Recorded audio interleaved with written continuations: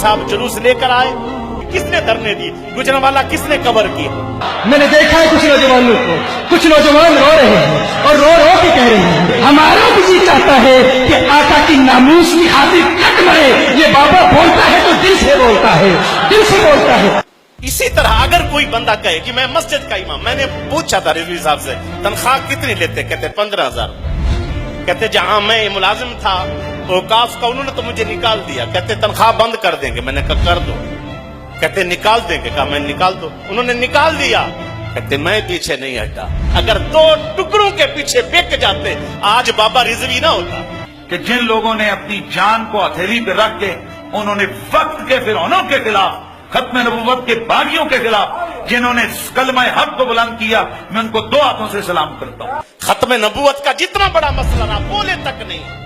क्यों नहीं बोले? परमट जाते हैं, इंडिया से जारी जाती है, अमेरिका के डॉलर जाते हैं। फिर बोला तो गरीब रिजवी बोला, बोले तो वो बुजुर्ग बोले जिनकी टांगे भी नहीं, वो आगे बढ़े, रब ने उनके साथ मदद फरमाई, लोग चले, घरों से निकले, वहां पहुंचे, रब ने ना जान पहचान वाले की भी दुनिया में डंके बजवा दी। कि हमने इनसे दरखास्त की कि मिल बैठकर, क्योंकि हम मुत्तहिदुल मकसद हैं, हमारा मकसद एक है, हमारी मंजिल एक है, और गुस्ताखी के खिलाफ ये आवाज आपकी नहीं है, हम सबकी है। अल्लाह दर्जात बुलंद करे और उम्र खिजरी दे रिजवी साहब को।